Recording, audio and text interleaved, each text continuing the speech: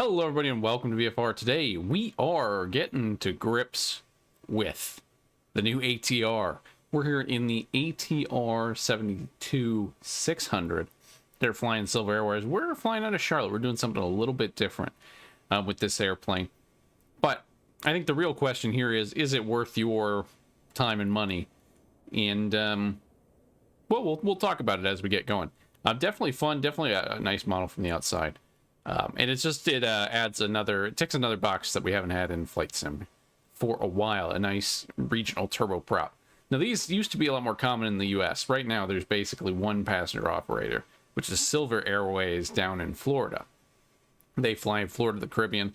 They had not a ATR route, but they did have they did fly a little bit of essential air service contracts up in Montana, too.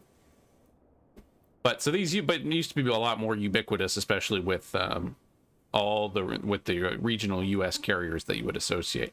I will say that this plane feels very CRJ-like in a lot of the key ways that you're flying it and the key ways that you're interfacing with it. If you like the CRJ, if you put up with some of the CRJ's quirks, I think you probably like this airplane. If you find the CRJ tedious, probably not for you. But let's hop into the cockpit and get started. We are going to be doing a flight down from here in Charlotte down to Shenandoah Valley Regional Airport, Kilo Sierra Hotel Delta. And we're not going to go into super nitty gritty here, but we are going to go over the basic things. So welcome to the cockpit. We do have an EFB over here. Right now we have all the things plugged in. We can open up all the doors. We do have a cargo door on the front. Now the current package has two variants of this passenger version, the ATR 42-600 and the 72-600. I've heard rumors of a cargo variant, which would be very commonly flown by FedEx, in particular here in the US. But that is not included as of yet. It might come in the future. We don't really know. But for now, two passenger versions. This is the bigger one, the ATR 72-600. But anyway, we're going to close those things, close the service door, and start getting powered up here. Cockpit wise, you have your PFD up here up front and your MFDs, which will show a lot of different things. We do have an FMC in here. I forget what they call it in ATR land, but I believe this piggybacks a lot off the default systems, but it does add a few it does add some features that I think are useful for the ATR. Again, I have no familiarity with the ATR, so I can't speak to any realism. I just want to speak to this as how much you might enjoy a package like this. I got this airplane for, I think, $12 because I have the premium version. There's some discounts going around. I think it's $20 if you just have the standard version. Which, you know, that's a pretty good price, but it's almost a little bit concerning of a price. So let's get fired up. We do have ground power in. I don't know if that's modeled outside, actually. I don't think it is. I think this is an airport static. But ground power is on, so we're going to come here to battery. We're going to click our battery on and then hit our power buttons. Our external power over here in the DC and in the AC. Now, I'm following the checklist put out by British AvGeek for the ATR 42 and 72. But there may be better resources out there. But we're going to follow that for now. Cockpit preparations are, we're going to call it complete. Gear lever is down. Battery is on. External power is available, and we have turned it on. We've got our displays initializing. We're not going to do all the warning tests and stuff. Although, I'm not sure how much of that is modeled. But if you just look around, this is kind of what you get with the main screens. The screens are pretty nice. It seems like clicking on them does different things. I haven't quite figured out the rhyme or reason yet. Again, there's not really a manual included, so someone in the community is going to have to step up and, I think, explain some of this stuff a little bit better. But it does, you know, it is neat functionality, and it's definitely, I think, if you call it just default systems, that's a disservice to what's going on here. There's definitely a lot more added on top of that. Okay, so where were we? Gust lock is here, just like we'd have on a DC-6. It is down and engaged. So that's going to prevent us from moving the throttles too far forward.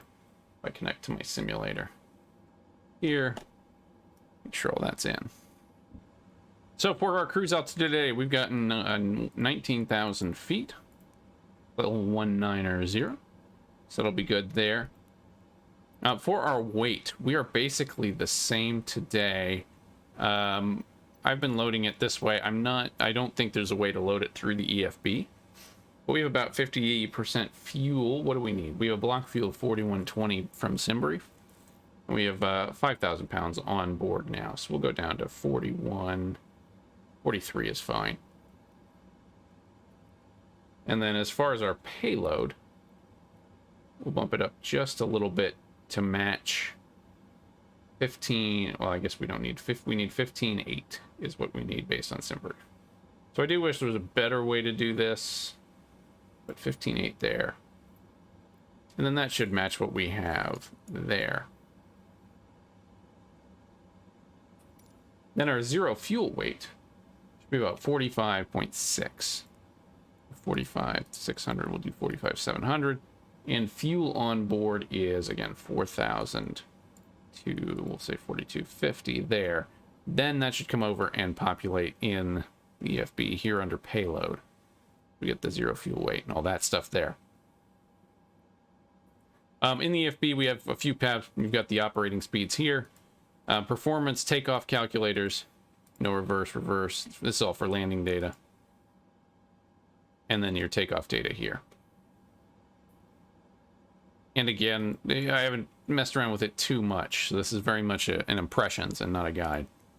So we got the weights set up. We're going to go flight plan in it now.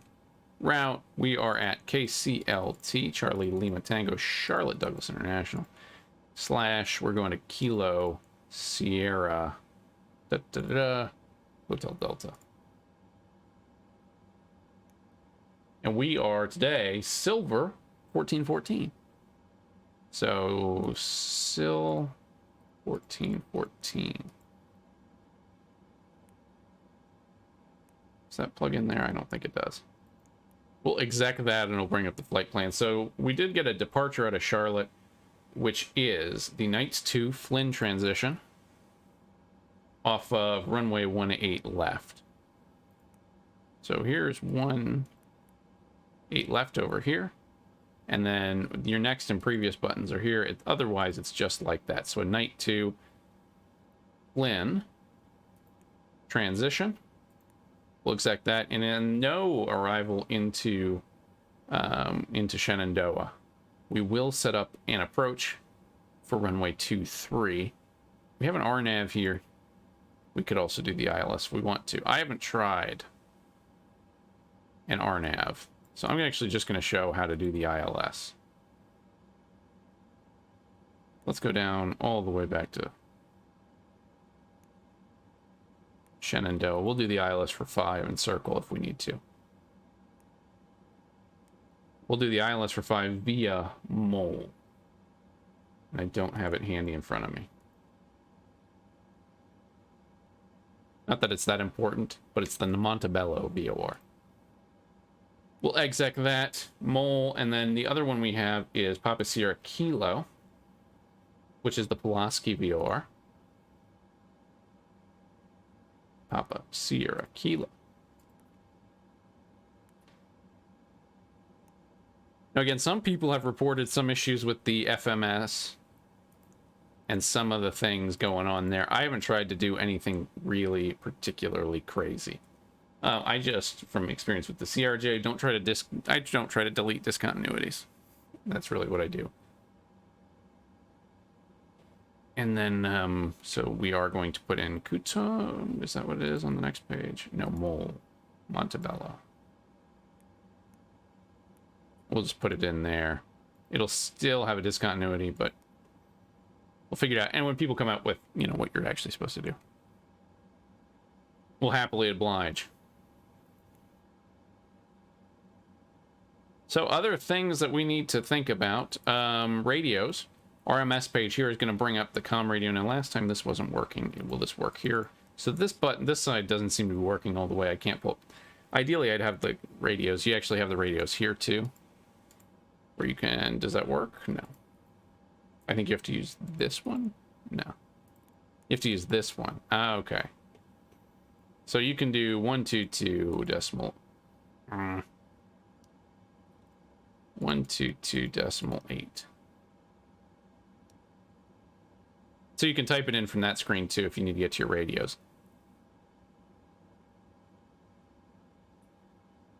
And then if we want nav radios, it's there.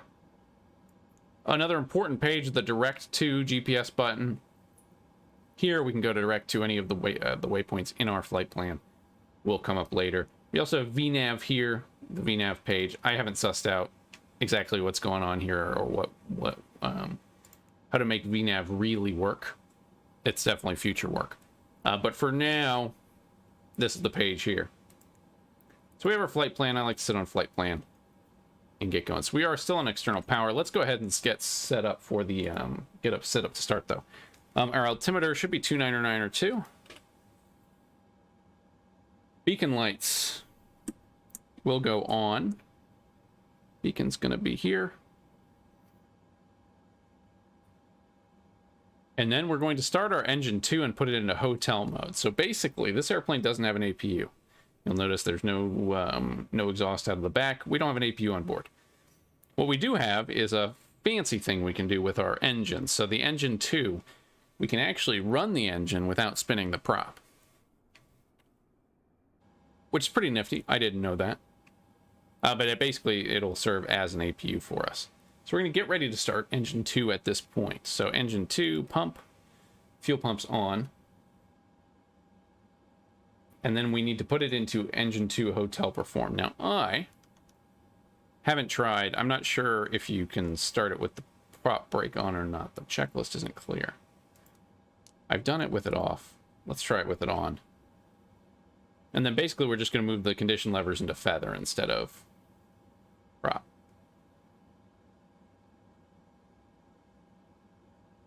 So we've got fuel pump 2 on. We'll go ahead and run. We should start to see some numbers climb just a little bit, and then we'll bring condition into feather.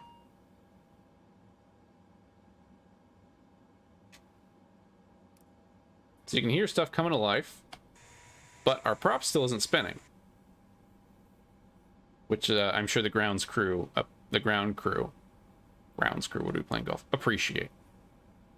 All right, so just verifying takeoff data now. That should be good to go. We're gonna go to flight plan now, and I think we're just about ready to go. Seatbelt signs are on. Now we just got to set landing elevation. So this should be automatically set, but if we wanted to set it manually, we can do that. Shenandoah is at 1,201 feet. 1,200 feet is what we'll call it. But of course, we can also just go off the FMS, which it should have that data in there. All right, so we're getting ready to push back here. We're on the Knights 2 departure out of Charlotte, so we'll give a quick briefing on that. We're on the Knights 2 out of Charlotte out to Flynn. That means we're going to fly, basically joining heading 360 to Flynn, and then on out from there. We're taking off on runway 18 left is what they have us on, which puts us on a 183 heading, which we'll dial in right now. Top altitude for this is going to be off of the 18s. Looks like it'll be 4,000 feet for a top altitude. So we're just going to put in that heading of 183.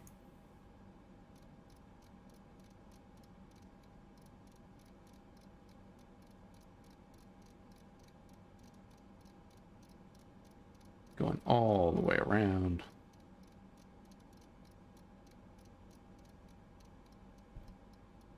And an altitude of 4,000 feet on departure.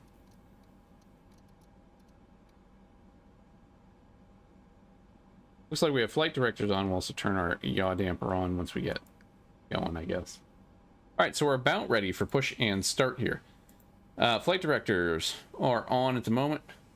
Power management knob, we're going to be down here in takeoff. We'll change that on the flight here. Radios, frequencies 122.8 would be appropriate. All other frequencies are good. Our transponder, we can go down and do this. And Squawk got 2,000.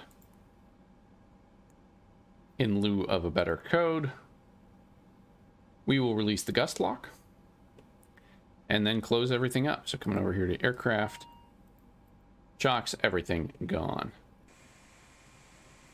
So you can hear the engine 2 going. You can see the heat coming off. But again, no prop spinning, which is nice. So we're going to push we're just basically going to push straight back. I don't have a GSX profile set up, so I'm not going to mess with it. So in preparation, we're going to run the engine 1 fuel pump and then get ready to push. Beacon light is on. We've disconnected our DC power.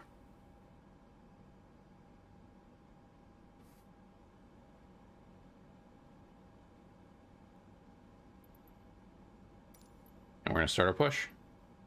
So now that we're clear, I'm going to go ahead and turn off the prop brake.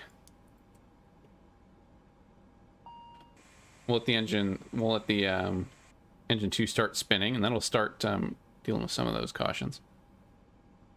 And then we're already set up to crank engine 1. So we'll go into the start. And then bring both of those into auto. Also just going to bring trim into the green. And we can probably stop the push here.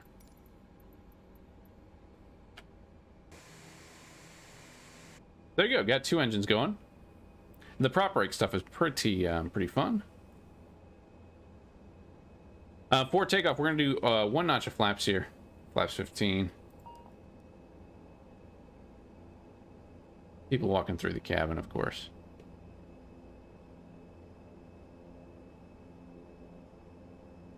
So clearing all that out. I haven't actually... Again, I think you can click on them to get...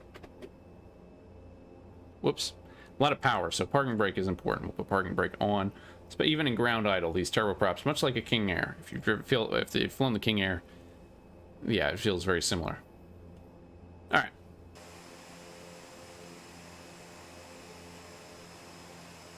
All right, at this point, we're going to taxi on out. I'm just going to release the parking brake. We're going to turn all the way to the right.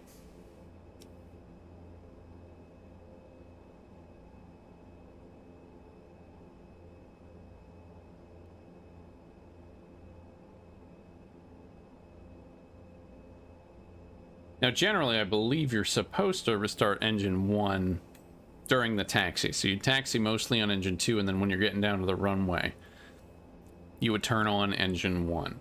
We're pretty close to the runway, though, so I'm not... And this is a new airplane, so... We're not going to try that too much, but that would be a more realistic procedure from my understanding. Also, when we land and we get off the runway, generally they do shut off one engine pretty quickly. I think there are maybe some limitations on how long you run it after you've touched down. And I don't have to put any power in. I'm really just not applying brake at this point. We're going to taxi out here straight ahead, basically then a left onto Charlie. Take that all the way down to 18 left for our takeoff.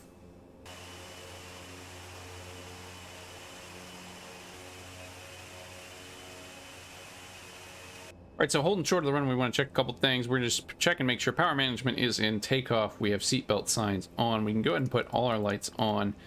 Strobe, logo, everything as we taxi out onto the runway. Seatbelt signs on, they are. And then we want to make sure that we have all our gens, pitot heat, oxygen. Basically, we want to make sure that all white lights are extinguished on the overhead panel, Airbus style.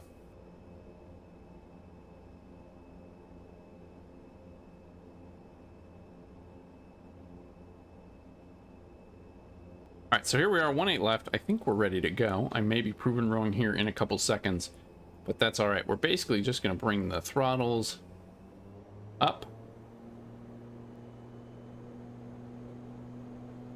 I believe right to the red there.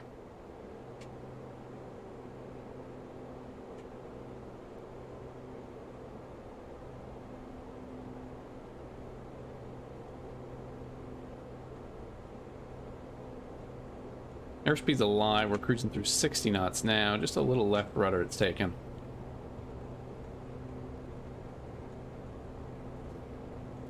And And I found once it's ready to fly, I think the V-speeds quoted are 113. That's 112 right there. So just a little rotation. And away we go. Positive rate. Gear coming up. Bring the flaps up as well. Now we're climbing out. So I'm going to set up, I probably should set up the autopilot first, but we're going to set heading select, and we'll climb out in speed mode. The speed is controlled down here. If we want to set, climb out at say 170 knots. We could set it there, and we should have flight director in front of us. Now, one thing I did notice on my last one, we'll go down to MCT here as well, was that and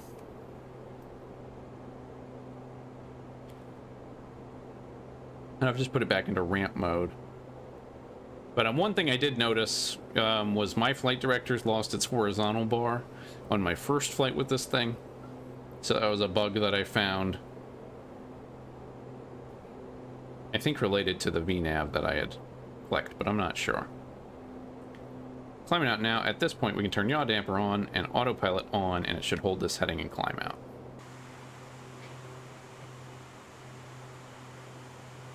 Let me go ahead and turn us around now. Left turn with this knob up here is heading. We're going to just turn heading 090. And then send ourselves basically straight for our next waypoint using the direct 2. I'm just going to bring the power back. I'm in the yellow. I assume that's bad. I would assume that I want to be in the green. But we've set it for max continuous here on power management. That should give us that indication there. All right, after takeoff, gear is up. Lights are out right here. Flaps are retracted as appropriate. Power management, will set it to the climb at this point here. So we're going to go over here and then set for climb power. Condition lever is still in auto. Autopilot's on, yaw damper is on, no annunciator lights. Transition altitude here in the States is going to be 18,000. We are gaining a lot of airspeed here, but luckily, unlike the CRJ, we're not going to blast off into 300 knots because we're not that fast. So we can go ahead and climb up to our final cruise of 19,000. I think we have a ceiling of flight level 250 is what the main menu says at least. And then we're going to just keep that going up to 19, but I'm also going to bring the speed back to probably something like 190 for the climb here. I will say that these, you can add some brightness to the screens here, which I think is worth doing. A similar, well, it's not really a complaint, I'm sure. I mean, it's how it is, but the text is small and hard to read, even for someone who's not typically. I don't have a hard time reading small text, but. All right, we're going to turn heading 360 due north. And then once we're around the airport, we'll give ourselves a little direct too. But so far so good.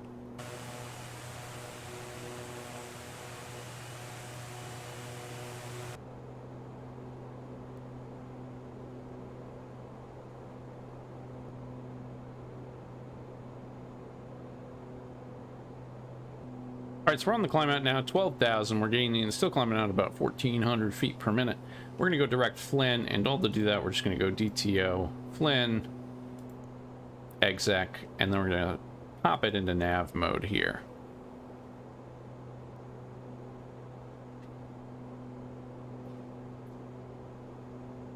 So again, pretty straightforward. It seems to follow the LNAV path pretty well. You can use heading mode. Again, I can't vouch for VNAV. Haven't played around with it. We'll mess with it. We'll mess with it in the future. Maybe if we get on a stream. But if you're comfortable flying this non-VNAV CRJ, it's definitely serviceable.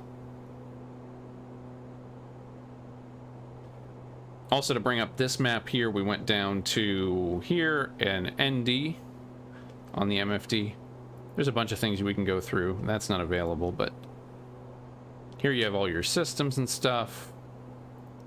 You can bring up a map. And again, I'm just clicking on things. I haven't really messed with any of this.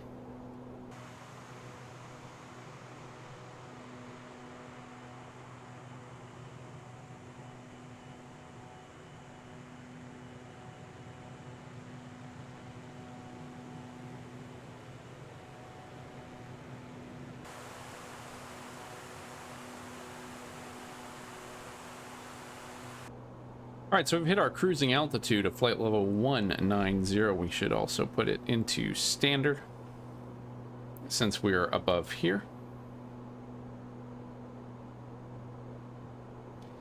So far, pretty good. Speed's building up. We've still got the power pretty much maxed out in climb. I'm going to leave it as this in climb before we go over to cruise. Just while we build up some airspeed, we're trying to aim for around 220, 230 knots indicated, which should help us move a little bit quicker. Flight time today should just be about an hour. We will be shooting the ILS for runway 5 when we get into Shenandoah. So here comes the point in the video where I tell you what I think about this, and well, if it's worth your time and or money. So, I think it's been kind of rocky in some parts of the community. I think certainly if you read the Microsoft forums, you would think this was a Captain Sim level cash grab. I think some people are disappointed with the level of fidelity, especially with this being called an expert series. There are some inconsistencies and things that don't line up quite with the real thing. I believe there's a misordering of the light switches. I think some of the performance and flight dynamics could have room for improvement. I've seen some people claiming that you can do crazy things at idle thrust, which, for a turboprop, probably shouldn't be able to do, but I could see how the model might do that. So anyway, I think that it's probably, the truth on this airplane is probably not somewhere in between. This airplane is marked up full price at $20. I think for $20 you get actually a pretty unique set of avionics in here. You do have some of the default FMC systems in there. I don't know how true to life it is. I wouldn't call it true to life.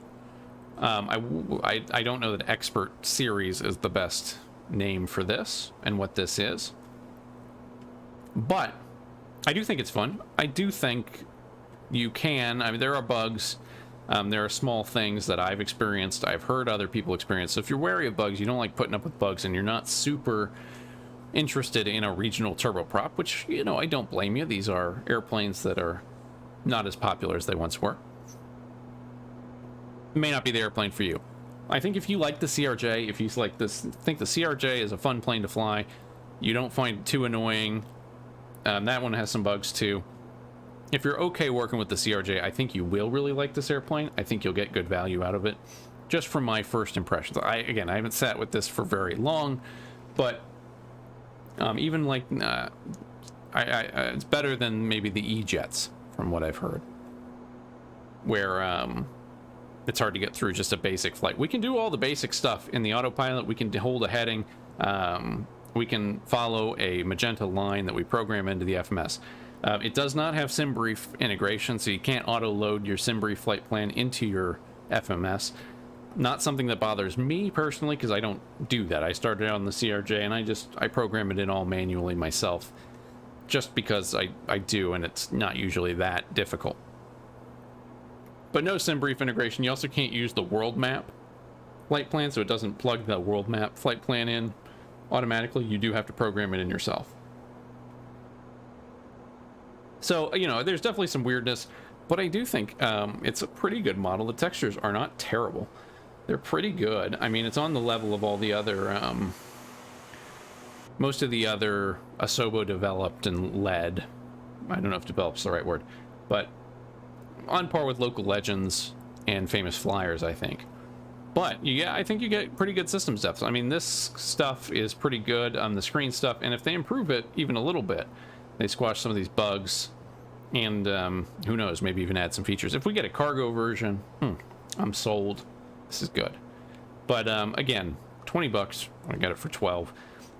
if you want the highest fidelity ATR simulation, this probably isn't it.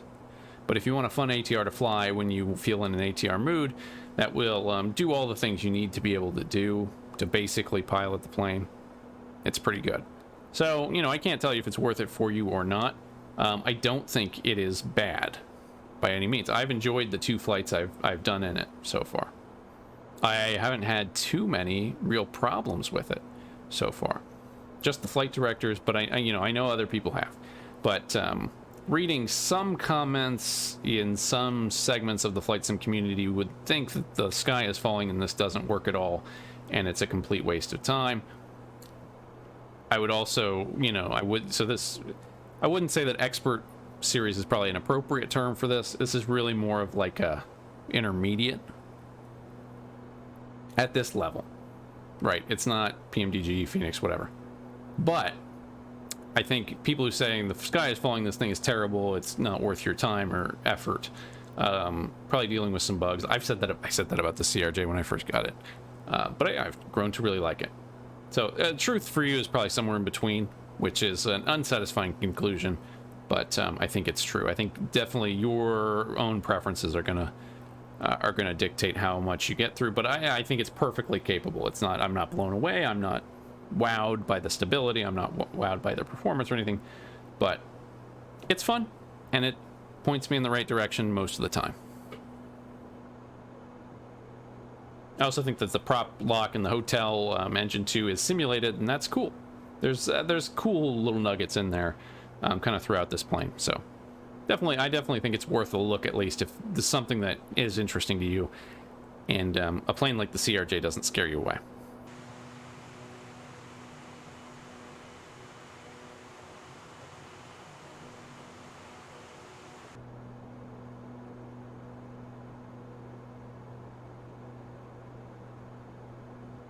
So here's one thing that I do, trying to show night lighting. It seems like we got a dome light on somewhere, but cockpit's still pretty bright. So if you're a nocturnal flyer, this may impact your I'm trying the dome light. I got turned off, but it doesn't look like it. So I'm not sure. This seems kind of like buggy behavior, but I did find all the lights down here. So like the integrated lights work, but it's like the floodlight is all on right now. So just weird. I don't really I don't quite understand that. I may be missing a button or something, but something to keep in mind if you like a lot of night flying.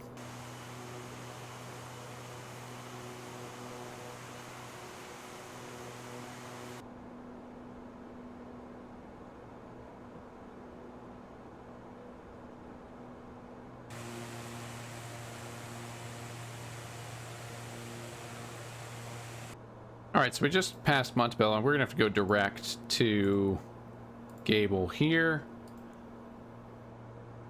and that will get us onto our approach course.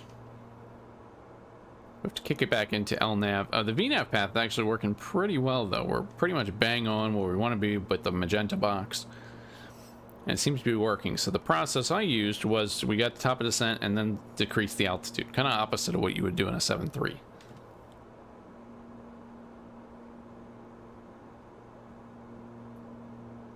So we're going to turn left, we're going to intercept this course here, and then we're going to shoot the ILS for runway 5 into Shenandoah.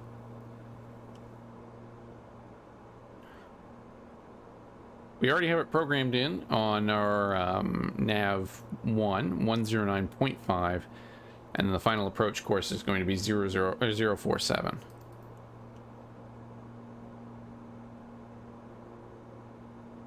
So once we roll out onto the final course, I'll hit approach mode maybe a couple times, and we'll also set the heading to 0472 just in case.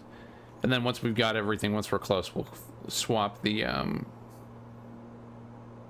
nav source over to the ILS-1. All right, so we have developed a little bit of a bouncing motion here as we get down to 4,600. We're not descending real fast enough. I'm going to go ahead and take control of our system. Just steady it out and try and get down to 3,600 for the Stanton ADF. We do need to bleed some speed here too, So I'm just going to bring it all the way back into idle. Let the speed start coming down. Our flap extension speeds, the V speeds are all right here, which is nice. Flap extension, we need to be 185 for flaps 15, and gear is also 185. We can set up approach mode as well. It's getting a little funky as we almost capture 4,600. We're going to keep going down, though, to 3,000 feet. I was going to swap over. I don't know if it's getting the ILS yet. Doesn't look like it is. So we'll check back in a little bit. We'll head down to 3,600 for the moment. We do have the field in sight, so we can fly this visual if we need to. And we're really dive bombing here. We don't want to do that. So speed's coming down now, 195, 194.93. That's 184. We'll bring the gear out. And we'll bring back to flaps 15. Start bringing in some thrust. Now, as far as our landing calculator, dry and no reverse thrust. We should have plenty of runway remaining. I haven't figured out how to bind the reverse thrust yet. I think there is a way somehow, but the usual suspects haven't done it quite yet. ILS yet? Not quite. We do have glide slope here. And the course is probably what's off, so we'll go 047 there. But we do have the localizer, and we do have a glide slope, so we can follow that in at this point. Just in case we need it, missed approach procedure is climb in 2,600, then left turn to 3,600, direct to the Stanton VOR on 375, which is what we have tuned in. Or the Stanton ADF, I should say, or the Stanton NDB. But hopefully it doesn't come to that. So now below 150, we can go full flaps. Should that be desirable. And again, I'm trying to aim for around 120 knots for the final approach. So we'll go full flaps here. And this should put us on about a 5-mile final for runway 5.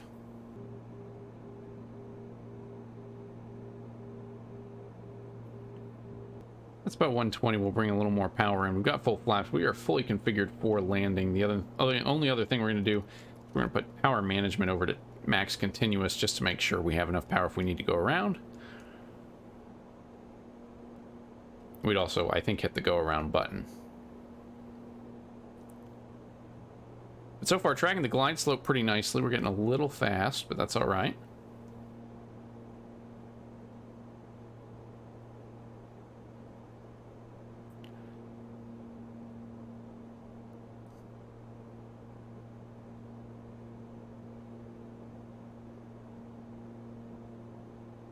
Got 2 white, 2 red on the poppies. I'm going to go ahead and take control.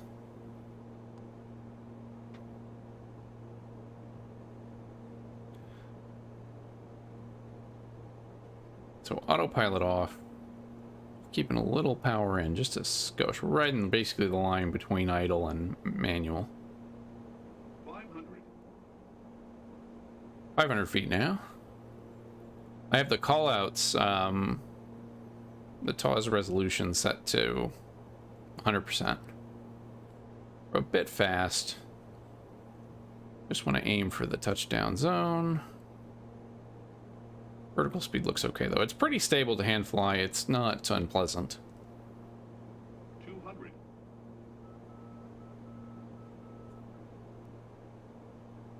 Especially on a day with not too much wind.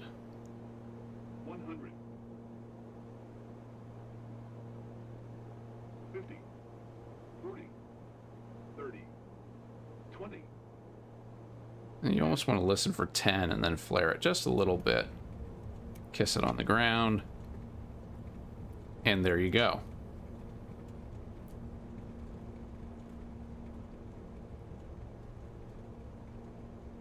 We will be vacating left. We're going to miss this Foxtrot. We're going to roll it all the way down to Golf at the end here. But that's a landing into Shenandoah Valley Airport. We'll bring flaps up.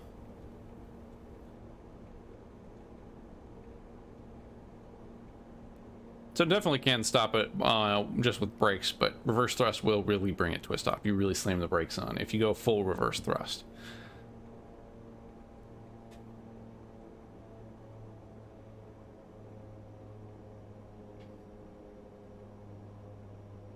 All right, we're off here at the end of runway 5. We'll go ahead and taxi it on in. All right, so we're now off the runway. We're going to taxi on in via Alpha to the ramp. One thing we are going to do, though, is shut down engine number 1. So, to do that, we really should just have to bring the condition lever all the way down.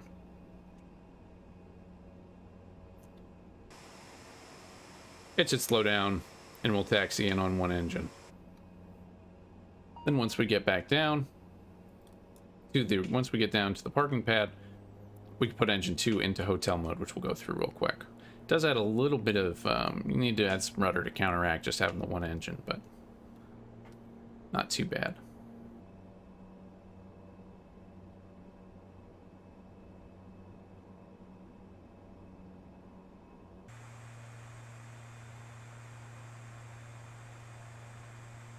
All right, so we're at the gate. Things we got to do. We got to bring engine 2 back to feather.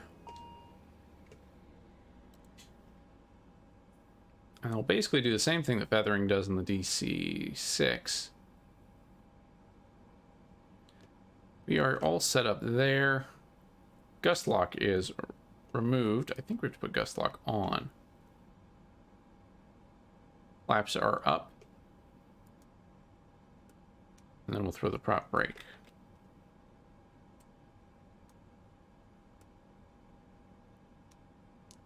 on if I can get the right angle.